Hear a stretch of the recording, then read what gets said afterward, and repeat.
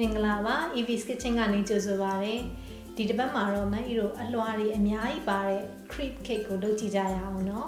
အဲ့ဒီ crepe cake ကိုမှရိုးရိုးအရသာလုပ်လို့ရတယ်လို့တခြားအရသာပေါင်းအမျိုးမျိုးကိုစမ်းလို့ရတယ်ဥပမာအားဖြင့်ဒူးရင်းသီးနဲ့လုပ်ကြတယ်တီရာမီဆူနဲ့လုပ်ကြတယ်ရိုးရိုး cream နဲ့လုပ်ကြတယ် green tea နဲ့လုပ်ကြတယ်ကိုနှစ်သက်ရာ cream ကိုအစားထိုးပြီးတော့လုပ်နိုင်တယ်အခုဒီ recipe အတွက်ကတော့မန်အီကgreen tea နဲ့လုပ်ပြပေးထားပါတယ်เนาะလုံနည်းကိုကြည့်ကြရအောင်ပထမဆုံး crepe အတွက်မုံသားကိုစပြီးလုပ်ကြမယ်နွားနို့300 g ကျက်ဥကနှလုံးကျက်ဥကိုနွားနို့တွေကိုအရင်ခွဲထည့်မယ်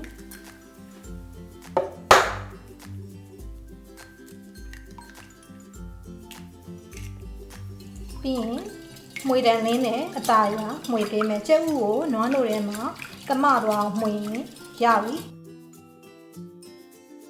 ခရစ်ကလောက်ရတာမခက်ဘူးเนาะလွယ်တယ်နည်းနည်းလေးဟိုအဆင့်လေးတွေကိုနည်းနည်းစိတ်ရှည်ရှည်လုပ်ဖို့ပဲလိုတာကျက်ဥနဲ့နွားနို့နဲ့ကမသွားပြီဆိုရင်ဂျုံ80 g ကိုစကားချပေးမယ်ဒီအရောတွေကိုပြီးလို့ရှိရင်ဒီနေ့မန်အီတို့က green tea crepe cake လုပ်မှာဖြစ်တဲ့အတွက်ကြောင့်မလို့ green tea powder ကိုလည်းဒါလက်ဖက်ရည်စွန်းတစ်စွန်းပေါ့နော်အဲ့ဒါကိုရောထည့်ပေးမယ်တစ်ဆက်တည်းမှာပဲတကြားကိုလည်းထည့်ပေးမယ်ဒါကတော့ icing sugar ပေါ့နော် powder တကြားဒါကတော့40 g ပါဒါကိုပါတစ်ခါလေးရောထည့်ပေးမယ်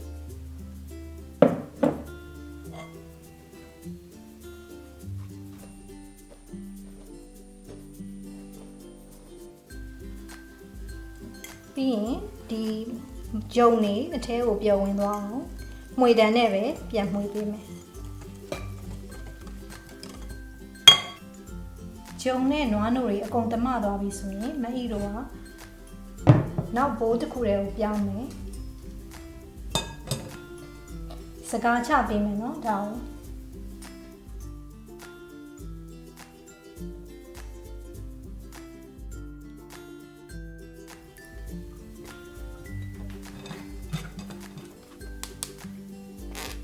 စကားချပြီးသွားပြီဆိုရင်ဒီမှုန့်နစ်ကိုနိုင်ဝက်လောက်ခဏနှက်ပေးမယ်ပြီးတော့မှထောပတ်ဒါမိတ်ပြင်ထားတာထောပတ်35 g မှာဒီထောပတ်ကိုပျော်သွားအောင်အပူပေးပြီးတော့လုံးဝအေးသွားအောင်အေးခံပေးမယ်နိုင်ဝက်ပြည့်တော့မှဒီလှုပ်ထားတဲ့မုန့်နစ်ထဲကိုရောထည့်ပေးမယ်ဒါဆိုရင်လို့ရှိရင် crepe စလုပ်လို့ရပြီအခုလောလောဆယ်တော့နိုင်ဝက်လောက်နှက်ထားပေးမယ်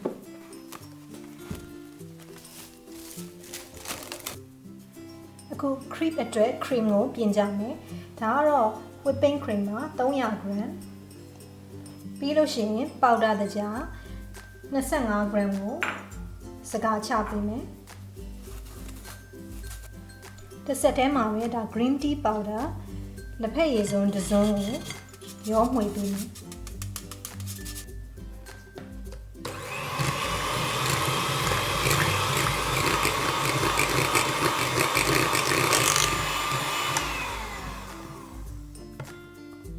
ဒီလိုမျိုး cream ဖြစ်သွားပြီဆိုရင်ရက်လိုက်လို့ရပြီဒီအစ်စ်မှာမအီက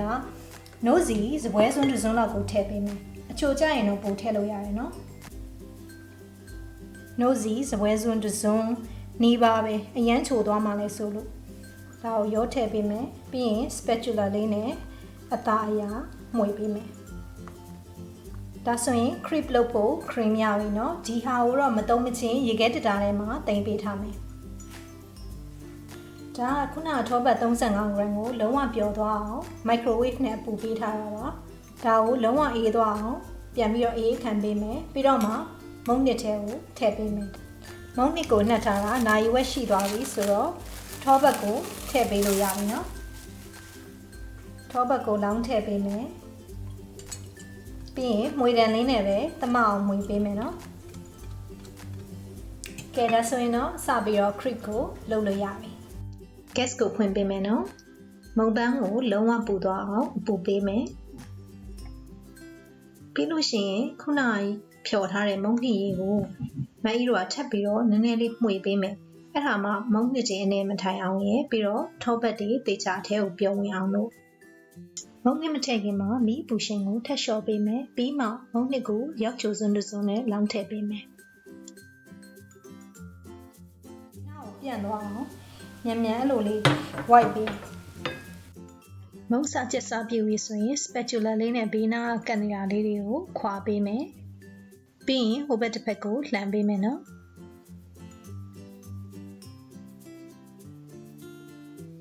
ဒါဆိုရင်တော့ပထမဦးဆုံး crepe ရပါပြီ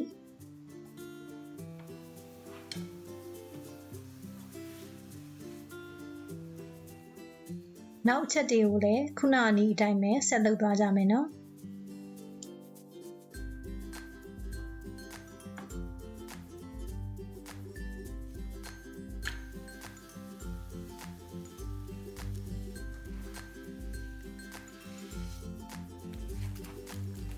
crepe တွေလည်းအေးသွားပြီဆိုတော့မုံလှစင်မှုအချိန်ရောက်ပြီเนาะ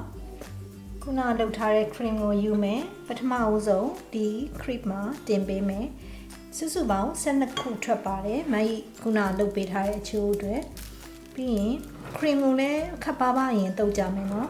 ဒီလုပ်ထားတဲ့ crepe အချိုးအစားအတွက် cream ကလည်းအနေတော်လောက်ပဲကဲဒါဆိုရင်တော့ပထမတစ်ချက်ပြီးပါပြီဒုတိယတစ်ချက်ကိုယူမယ်ပြီးရင်ပထမတစ်ချက်ပုံဒီလိုလေးထပ်ပေးမယ်ပြီးရင် cream တင်ပေးမယ်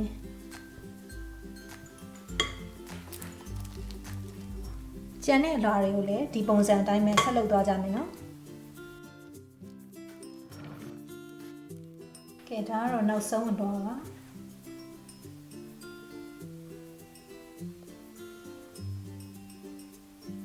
ဒီထက်မုံကိုခက်ထူထူလေးလိုချင်ရင် recipe ကိုနှစ်ဆတိုးပါနော် cream ရောမုံသားရောနှစ်ဆတိုးပေးရမယ်ဒီ recipe ကတော့ဒီမုံသား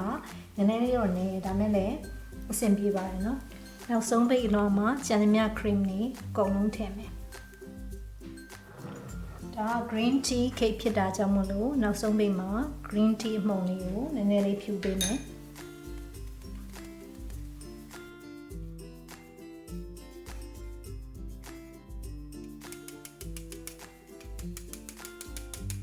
ကဲဒါဆိုရင်တော့မုံရပြီနော်ရေခဲတစ်တာထဲမှာ3-4 နာရီလောက်အေးခံကြမယ်ပြီးရင်စားလို့ရပါပြီ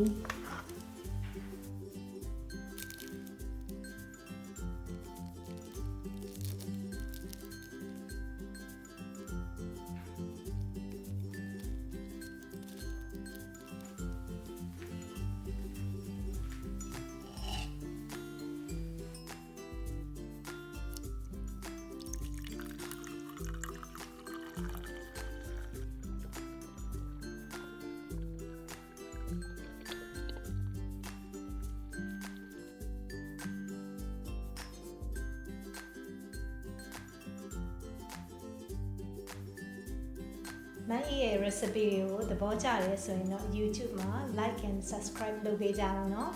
မေးစရာရှိတဲ့မေးခွန်းလေးတွေကိုတော့မန်ကို message ပို့ပြီးမေးနိုင်ပါတယ်အားလုံးနဲ့သဘောကျမယ်လို့ထင်ပါတယ်နော်